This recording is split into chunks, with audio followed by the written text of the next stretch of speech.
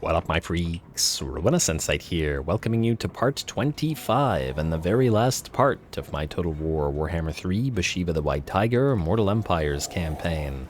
So as we saw last time, all objectives have been achieved save two. Defeat the Servants of the Conclave, or destroy the Servants of the Conclave, and fight the final fight, the end of the hunt, both of which will be the goal for this particular episode. We are in a pretty darn good position, and frankly our armies are getting to the point of being so far away from any enemies that it's just not worth it to continue traveling all the way out that way. We've got great buffers, and it looks like some Bretonnians are now moving up to the territories of Moors, and the dwarfs have now recovered and are overrunning the orcs now that we've taken the Skaven out completely, or at the very least the threatening Skaven, though funnily enough Carcassonne has taken out Skaven Blight. Interesting, probably with the help of Angren there.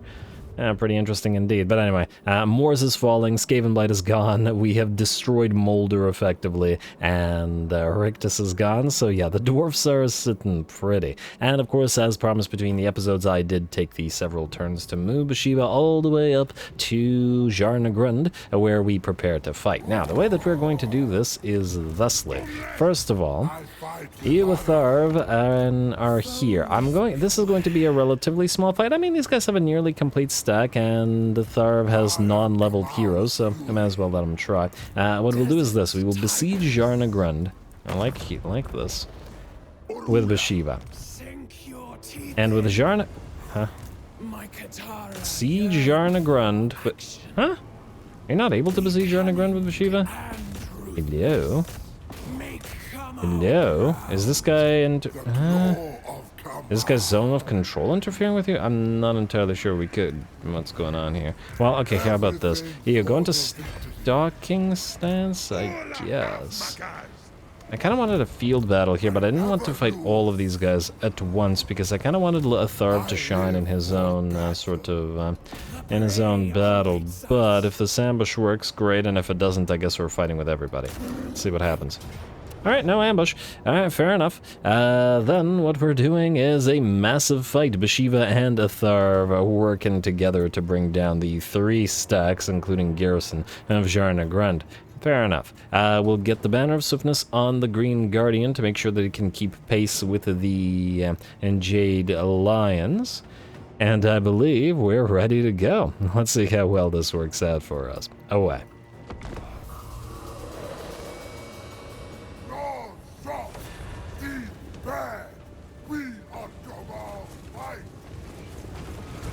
Alrighty, here we go. I was a little bit worried about the fact that this would be one big battle rather than multiple separate battles, but by the looks of it, it actually isn't, at least not in the way I had originally thought. The Gorth of the Cruel and the garrison of Jarnagrund is coming in as reinforcements over all the way on this side of the map, and so is Bhashiva's main stack, which should, in theory, allow the Jade Tigers stack, together with the newly constructed or recruited Jade Lancers led by Jade Lions, to sort of do their own thing and fight this other army. I like it a lot. Well, let's see how well they do here. Now, our Lancers have 145 armor and 50 melee defense, a low melee attack, but it does have Sundering, and more importantly, they're reliant on their 84 charge, including with the Griffin Legion Lance that we have on our Lord, which increases their charge capabilities. I'm going to move them into position and see what they can do. The Jade Lancers have never been a particularly good cavalry unit, but with this insignia and the massive melee defense recruitment buffs that we have, we should be able to get some decent mileage out of them.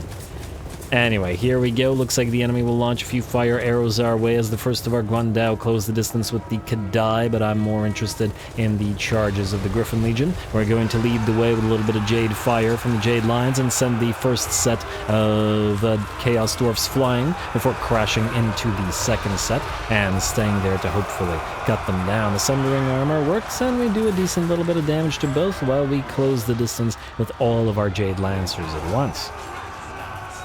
And the Hobgob Wolf Raiders lose about half their HP to the charge. Oh, looks like it's even the Chaos Dwarfs. Yeah, Chaos Dwarf Warriors also lose about half HP. That's pretty solid for Jade Lancers, I gotta say. Alright, well, these guys have a lot of work to do as they continue their way through the enemy ranks and get those Jade fires going. We also, of course, have the Jade Guardian, Green Guardian, who is apparently stuck on a tree here.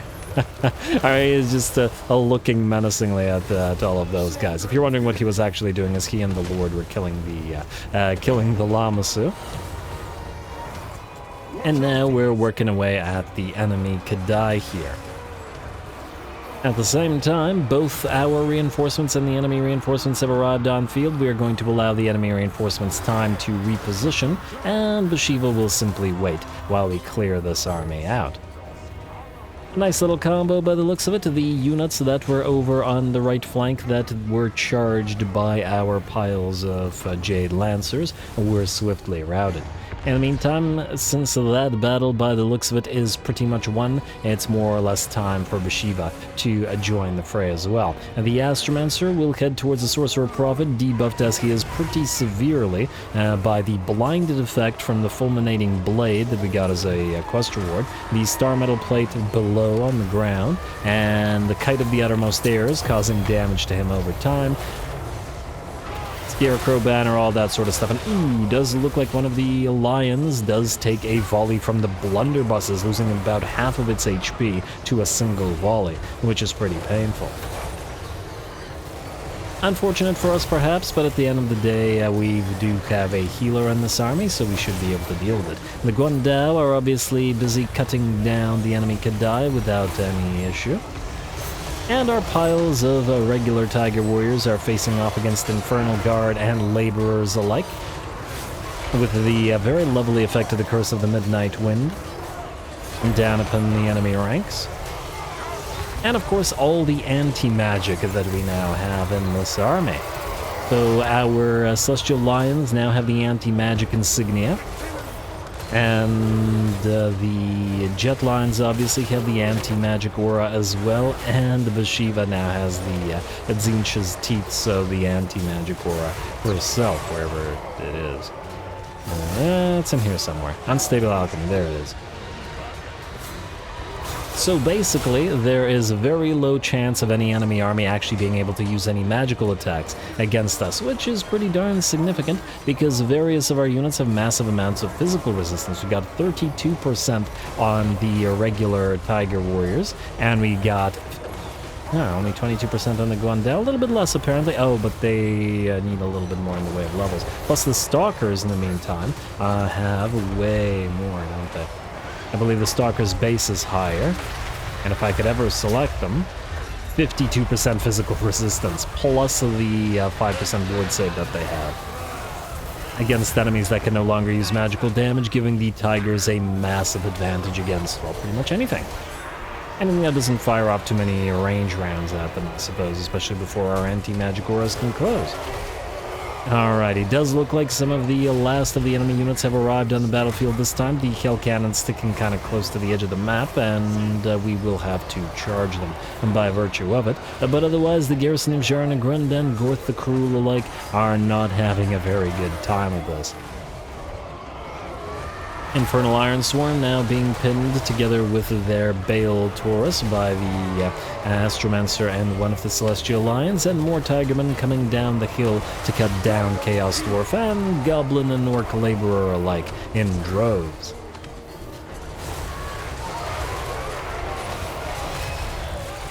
.103 armor, 60 melee attack, 107 melee defense, pretty good. We're not even using a drum in this army.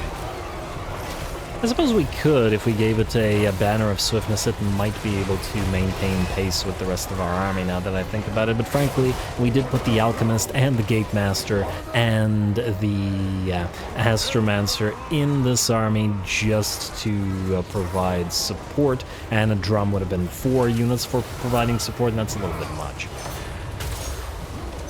Although I do think the ones that we got were all fairly necessary. The Alchemist obviously being a late addition, but again, having full-on magical attacks with the entire army is just too valuable. Although again, I do think it's a little bit too strong. But anyway, with that, it looks like Gorth the Cruel army shatters just as the Jade Lions and the Jade Lancers close in to sort of rush the enemy and hunt everybody else down. But it looks like we effectively won both of the battles that this particular fight comprised. Very nice.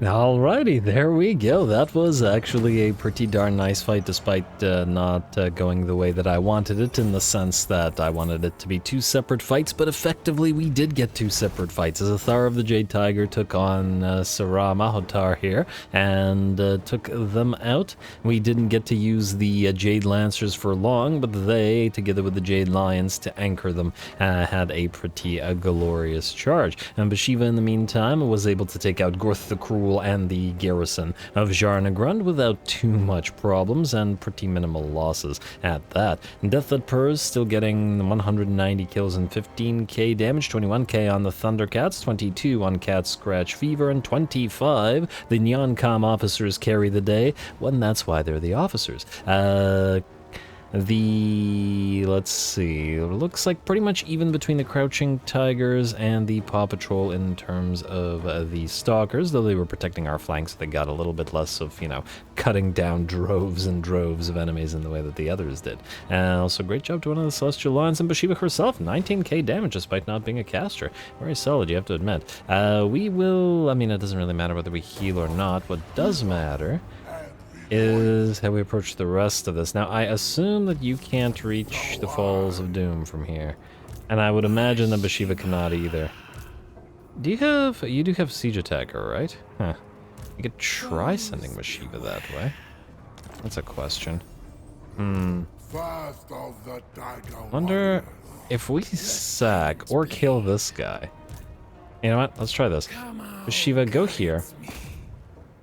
Auto-resolve. Okay, right, we gotta redo this. The Great Celestial Banner is now gonna go on Bhashiva, giving her an additional 20% ward save instead of what she had earlier. Our Scarecrow Banner is gonna pop onto the Astromancer, because, you know, it's a Heaven's caster, so anti-air, essentially. And the two Banners of Swiftness I'm going to put on our two single units of the Warriors. They've been around with us for a very long time as well, and they may use the ability to reposition themselves. Plus, the Bagheera and Bhashiva Immortalized both already have Strider, so we don't need to, you know, prioritize that on them. And then lastly, the Standard of Wei Zhen.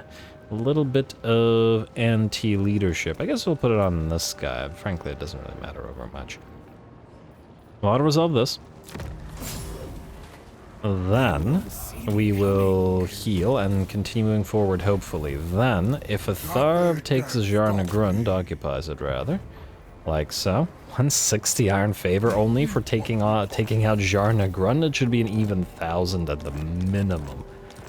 Some special location should award you more. And hey, you can reach the Veil of Woe. Frankly, wait. Yeah, you wouldn't have been able to reach the Falls of Doom. We still have to destroy this faction after all, so destroy them we shall. You want to steal tech for a sec?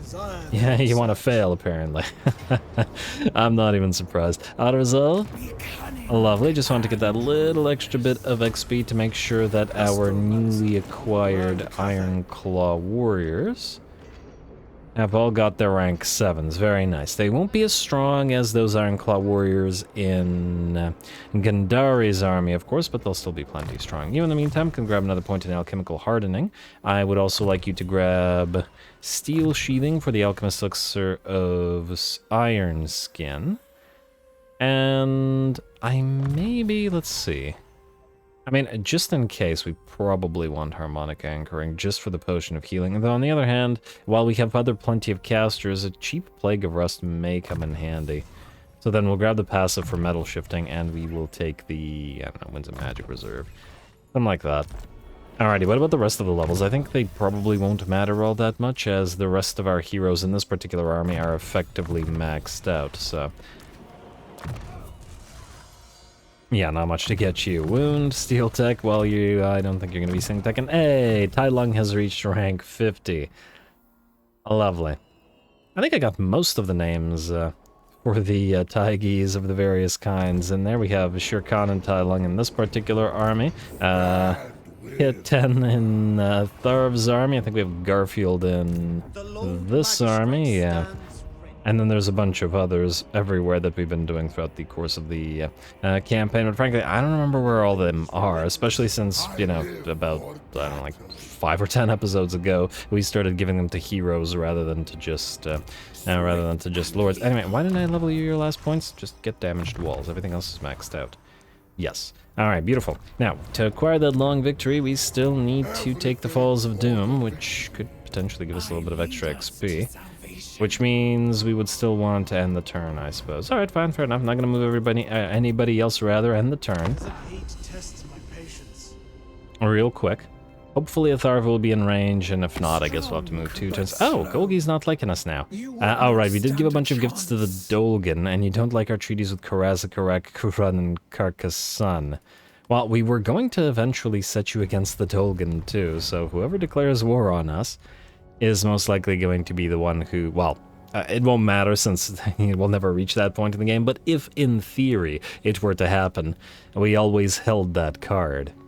And all the while, the Dolgan's still fighting this massive front against the various Chaos factions. It is slow. Their faction is slowly being eaten apart, and by the various other Cathay factions. Actually, speaking of the Cathay factions, there were a couple of questions about whether it is impossible to confederate Jiao Ming in this particular faction, and it sort of is. I say sort of because between the episodes, something funny happened. Miao Ying confederated Jiao Ming, which means now, if we were to confederate Miao Ying, we would get both Miao Ying and Jiao Ming, and several turns ago it was there was a chance to confederate her if we wanted to, and we can still confederate Ming Fan as well, so yeah.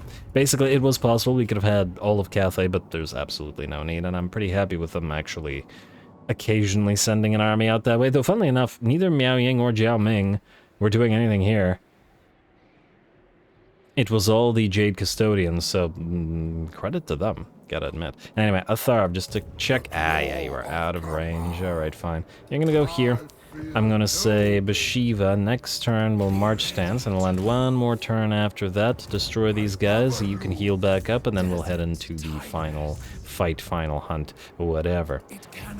Alright, just 1 second. There's a little army running around here. Oh, Wolfric the Wanderer. Are you maybe going after... What do you have in your army? Nah, not enough to threaten Chudu, to be honest. You've had a great run, buddy. And just go to help it and just sit there, end your campaign there. Gandari, you have pretty much wiped out the rats around here. These guys actually did move out to sack Gristle Valley and then came back. I think they sacked all of these territories, but refused to kill them. Like, the AI is doing this thing again. So Vlad basically keeps repeatedly sacking. On the other hand, you know what? If another faction did it, annoying. Vampires making a blood farm, though? Maybe. Maybe I can buy it. Anyway, there are probably rats here, but, I mean... Let's see. Not that it matters. Occupy. Like so, and I think Mulder is down to just Morgheim. Nope, they have Igorov as well. You know what, Gandari? If we're gonna go for a couple more turns, let's just go to Igorov and make sure to wipe them out. It's the principle of the thing.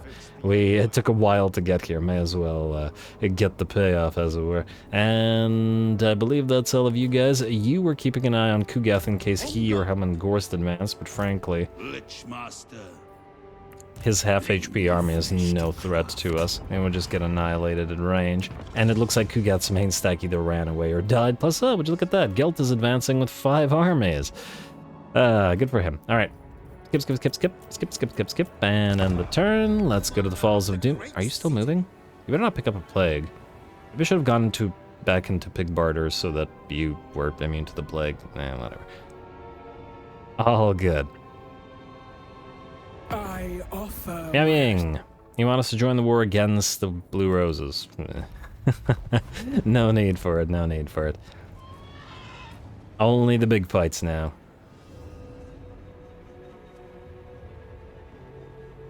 Though granted, we've had a fair few decent big fights over the course of the campaign. I'm excited to see whether the final quest battle matches the sort of mid-quest battle, the one against the ogres that we did in terms of just pure amount of stuff. It was certainly a very involved quest battle. Alright, so, real quick. Atharv, wait, Bhashiva, can you reach this? Yeah, you attack it. Atharv, you don't even need to... Well, actually, you know what? We'll move you in, not so much to leech the XP, but to make sure Bhashiva doesn't get hurt so much that she'll take 2 turns to level up. I'd rather her take just the 1. Go here. And this should destroy Jarnagrund. Or the Servants of the Conclave. Huh. You know, I'm not surprised because they now have the additional speed, so now they're faster than anybody that isn't a single entity, funnily enough. Occupy. Wow. 10k for sacking the Falls of Doom. What the heck? That's surprising. If only we still needed money. And Province Scared, Plain of Jar, Servants of the Conclave destroyed, and long victory achieved. Really could use that hero recruit rank plus 10 at some point, but, well, no longer needed. We have one last tech that we can get. Character XP gain for... you know what? Weapon strength. A little bit more weapon strength for Bhashiva. Why not for the final battle? She doesn't have a drum, so all the buffs for the drums would be nice, but not necessary for us here. And yeah, we'll end one more turn. Just gotta check here. Throughout the Unclean is back. Gandari. Oh, don't tell me you're just... No, you are in range of Igorab. Beautiful. I was worried that you would be just out of range. Alright, Gandari. The pile of Skaven slaves is all Thorot can build. Not worth it, especially since Gandari has already cut him down. 4,000 iron favor, what the heck? Why? Is it me or is that thing buggy? Yeah, we actually did get 4,000, and then we got 100 from Jarnagrund. Maybe it has to do with the amount of enemy troops killed? Is that how that works now? I have no idea. Not that it matters, and with Mordheim falling, like so. Clan Molder is destroyed. Perfect. Absolutely perfect. Another objective that we effectively achieved here. So, we move you back in to help it. Thale can continue fighting these guys. I transferred them more settlements here, so effectively creating a border in between them and forcing them to fight more. Poor Sale. He's done such a good job for us. And now we just have to end one more turn, assuming these guys heal to full. Yes, so we will skip, and did I not do the edict? Oh, I guess it was somewhere else. How many turns will this take to build? Oh, we can't even build it. Rude. Oh well. Let's end the turn. And fight the final fight.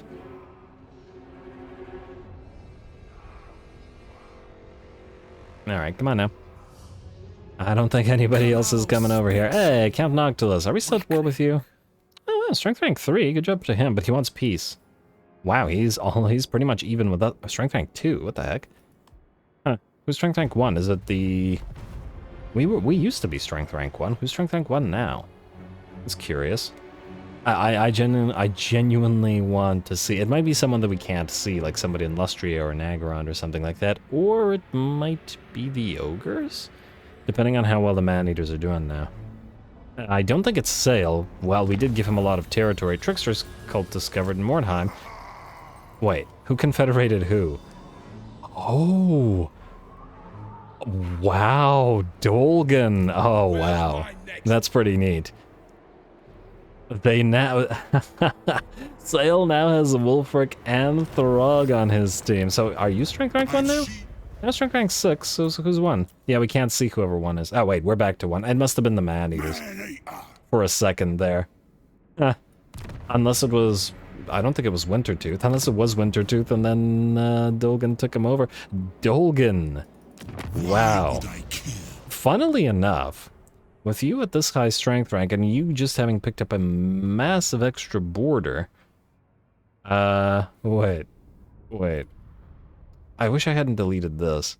Well, okay, if this had kept going, if this wasn't the very last turn of the campaign, what I would have done is most likely transferred them the Hell Pit, and then forced them to declare war on a bunch of factions all at the same time. Shadow Legion, Fecundites, whoever else, Hag Grief up here, so that they were under assault from every single direction. Basically the same thing that we did to Golgi and his Man-Eaters, and just causing absolute chaos everywhere, while Cathay remains perfectly safe. With massive buffers of both allies and enemies. It's pretty fantastic. Anyway, Bhashiva, I do believe it is time.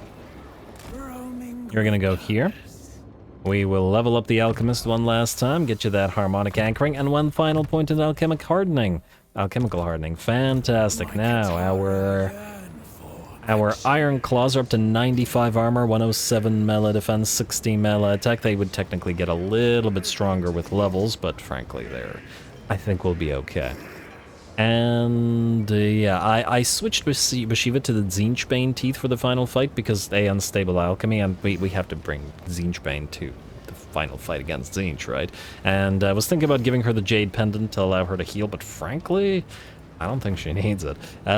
Final battle. The end of the hunt. Here we go.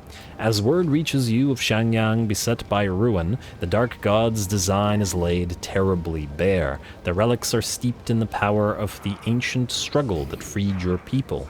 Yet they also bear a fragment of Tzeentch's madness, enough for his disciples to exploit through an insidious rite, and to lay the yoke of the Architect of Fate upon your kin once more. He has manipulated the forces of his dark brothers to bleed your strength and draw you far from your homeland. Only the vigilance of the Iron Dragon catches the conspiracy amid its making, though not in time to halt its course entirely. The war host of Rask the Skein Shaper now lays siege to Xiangyang. You must make all haste to put an end to the encroaching madness and fulfill your duty not just to the Iron Dragon, but your entire race. Teleport. Wait, 1 second. What was claimed for the Celestials? Capture and occupy. Oh man, it doesn't matter. It's just a... Yeah, just little mini missions. Also, what do we got here? Ooh, really? That's the balance against Bhashiva's army? Okay, I am intrigued. Teleport. Let's see what we got here. Huh. Really? I assume that, judging by the fact that we fought those ogres with much more elites in, like, mid-game, with a much worse army, I assume that this is just the beginning. Oh, maybe it's waves of troops attacking Xiangyang. It's not a siege defense, is it? Huh, I don't know, but I guess we're about to find out. Away we go. Wait, I'm gonna quick save this just so that I have access to this battle again, and just in case, and also just in case it crashes, because sometimes... Anyway, go.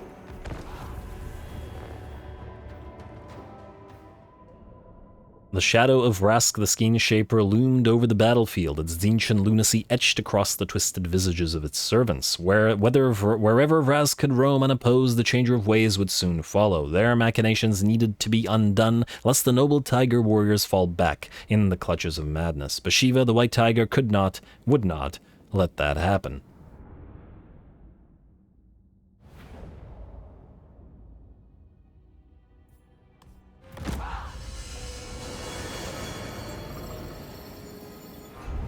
Make haste, my warriors. Remember our oaths.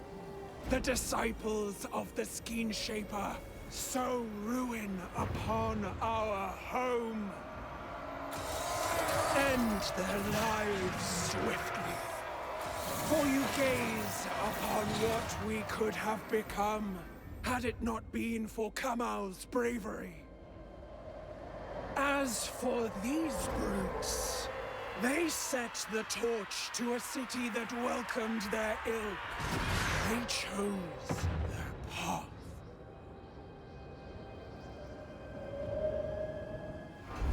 Show them the butchery they so crave.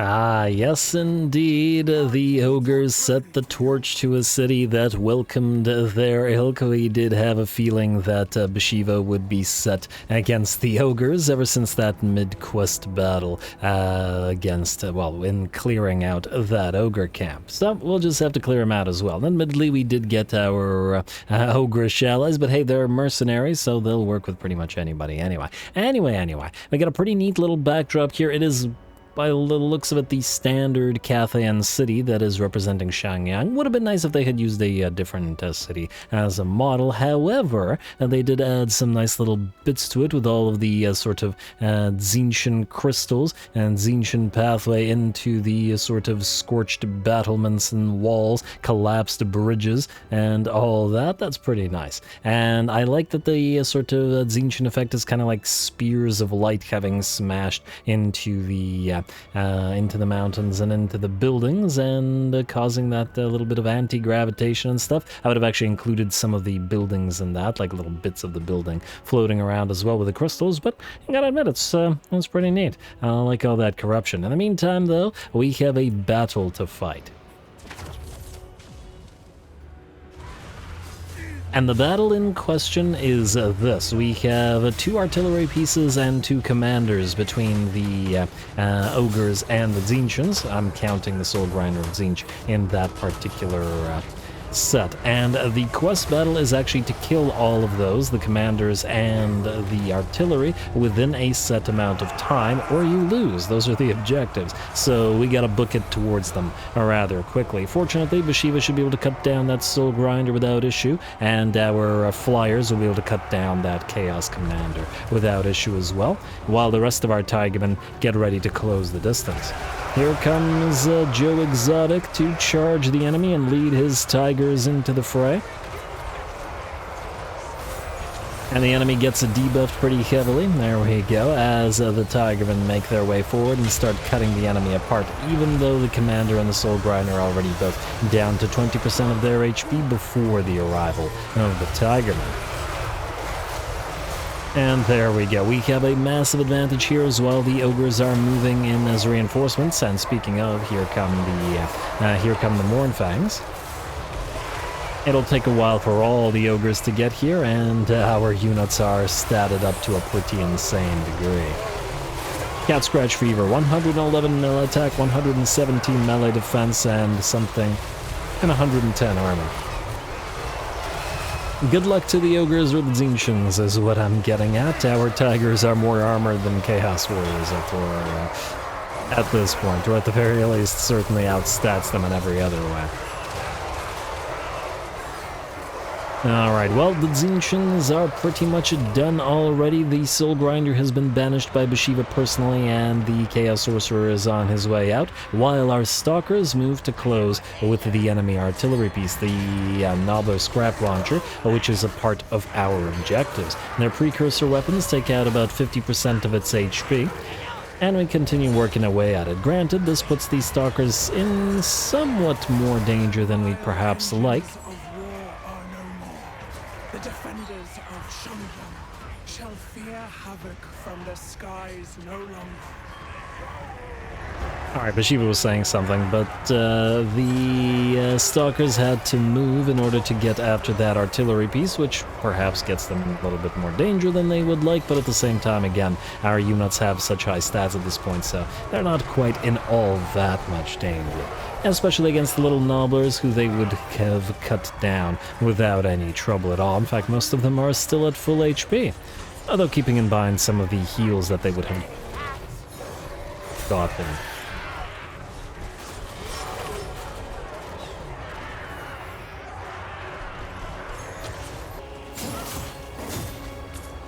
Your only fitting end, miscreant.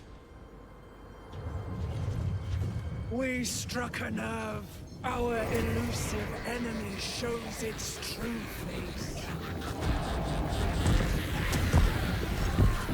The Iron Dragon disrupted the cultist ritual, Tigress. Let us meet this threat on our own terms. Strength, warriors!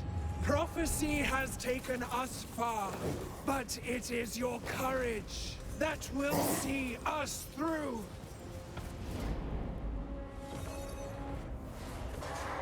Alrighty, so the first of the enemies have been taken out, the ogres and the Tzeentchans put to rout, while the real enemies show up, together with some allies in the form of a bunch of Cathayans coming out of Shangyang. Unfortunately, this battle has the annoying thing where during the sort of mid-battle cutscene, units kept moving, and apparently kept either fighting or at the very least moving into the wrong position. So these guys are now out of position position, having spent the entire cutscene chasing these guys. Bhashiva is all the way out here. 3 of our flyers are all the way out here. And these guys were chasing down some other unit, thus putting them into a position where the newly arrived enemy army under Mr. Skeenweaver has arrived and immediately starts attacking them. They have no support, they're by themselves, we don't have our anti-magic auras, and these guys are in trouble. Cat Scratch Fever losing about 25% of its HP. We've got the Neoncom officers losing about 30% of theirs,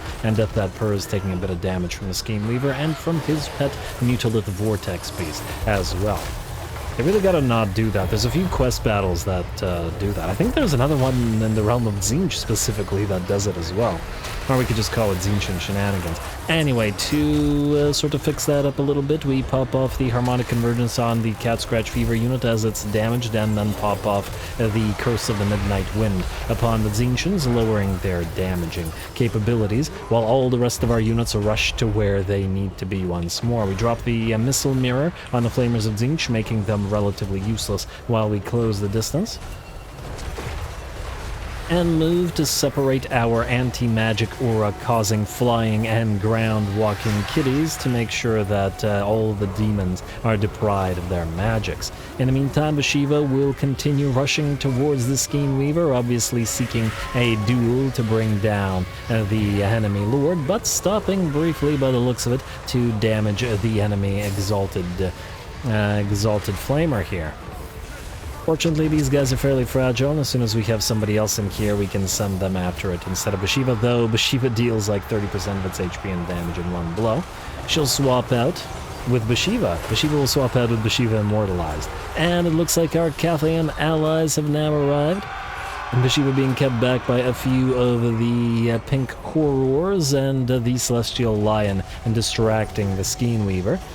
But by the looks of it, no longer a need for it. The Skeenweaver will launch one last set of blue fires into our ranks and before Bhashiva moves to duel him properly, and let's face it, he's got no chance whatsoever against her any more than anything else that she's faced off against throughout this campaign.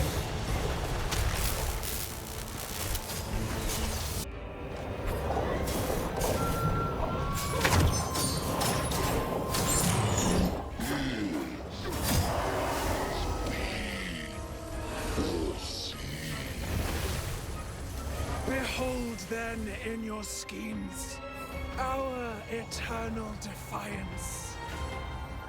As Kamau cast you out once, so shall the White Tiger banish you, time and again.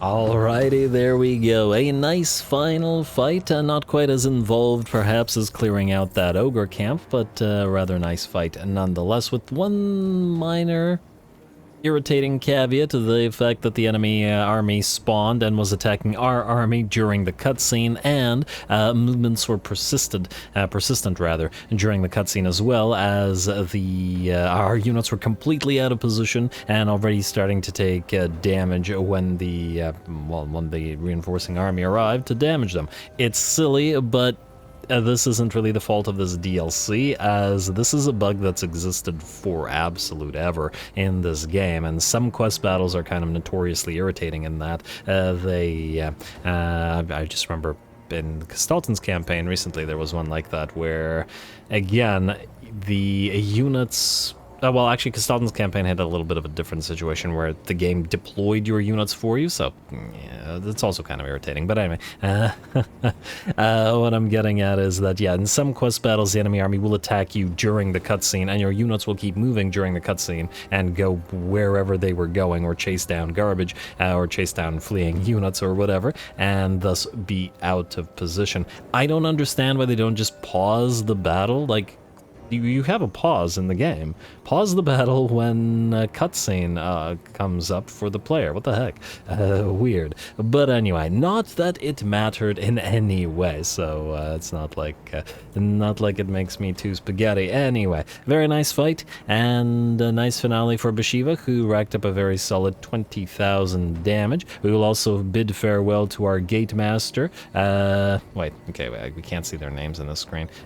Take the... You know what? the one and only time we're going to execute all the captives here. There we go. Sky Lantern and quest successful, and there we go. No new things appear, so with that, we are done. And we will then bid farewell to Shere Khan, Tai Lung, well, Lin Shao didn't have a name, Joe Exotic, Death That Purrs, Thundercats, Cat Scratch Fever, Ferocious Felines, Gritty Kitties, Nyancom Officers, Crouching Tigers, The Interrupters, Paw Patrol, Tigger's Triggers, Bhashiva Immortalized, and Bagheera, plus of the other Tiger units, Frosted Flakes Custodians, Catnip Enthusiasts, the Kit Cats, Discord Kittens, the Perfect Warriors, Hobbs Lost Relatives, and the Tigers. And wait, I think we got even more tigers here under Gandari. The Dancing Cats, Dreadclaws, Meowageddon, Striped Guardians, Matted Warriors, and Catnip Addicts, plus the various, other names of various things like the Bud Guzzlers, Traders, and Bruise Bruisers. I can't believe we managed to keep a couple of units of basic Ogre Bulls around from the very beginning, and we recruited them on turn 1, well, from that Ogre camp that we started right beside. Feels like it was a long time ago now, but anyway, there you have it, folks. With that, this campaign comes to a close. Gotta admit, it was a pretty fun one. I really enjoy this sort of alternative take on Cathay, and I really like the direction of this DLC, as it's a good entry for the price of a cup of coffee.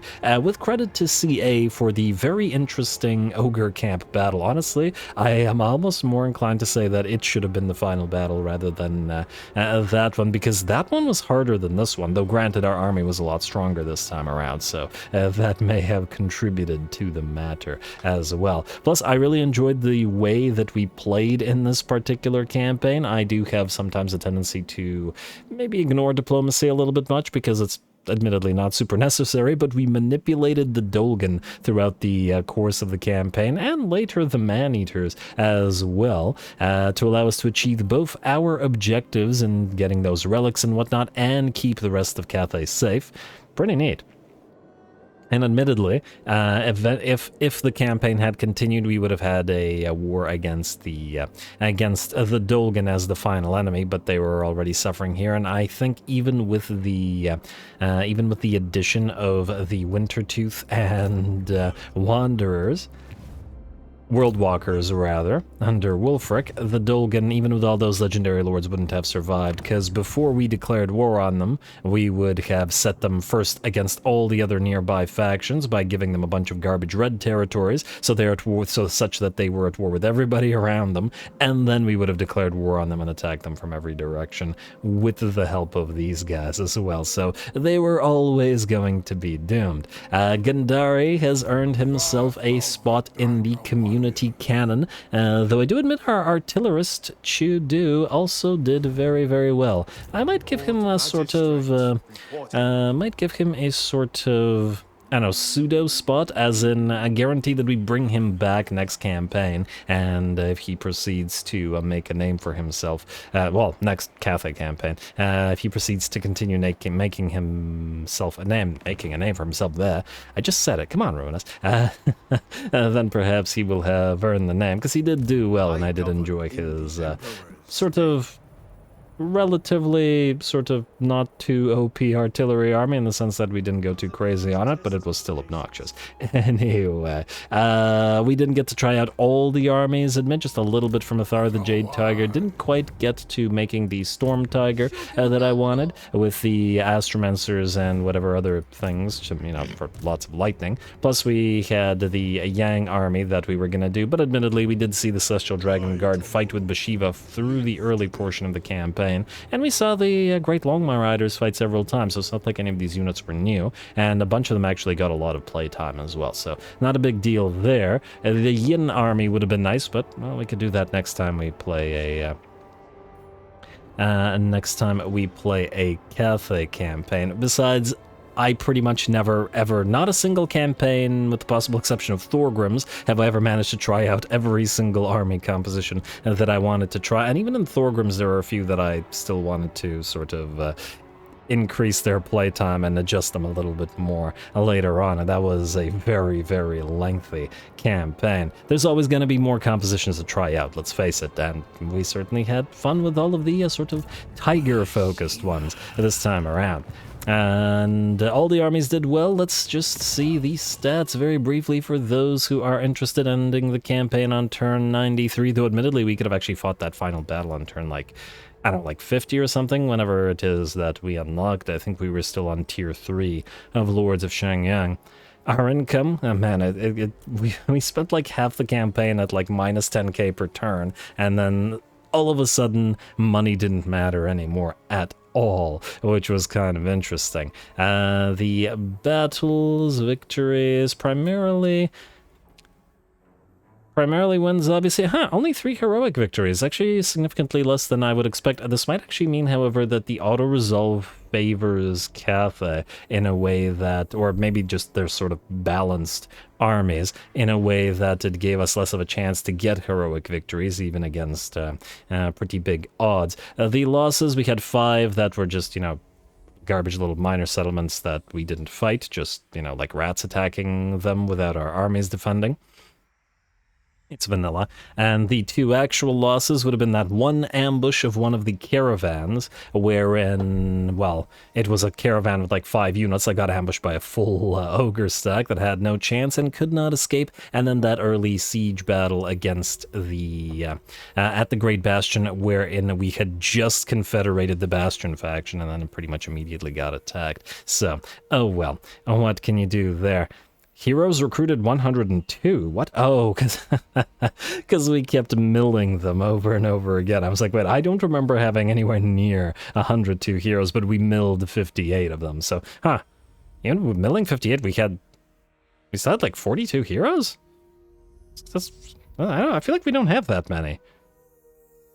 Well, I guess if you count the bureaucrats and the tech thieves, that's like 10 or 12 alone, so maybe, who knows. But anyway, that's about it, folks. Thanks for sticking with it all the way to the end. Enjoyed all the great cat puns and the names and the comments throughout the campaign, and we'll be sure to see more Warhammer content and more puns in the next run. All glory to the algorithm, and thanks for watching.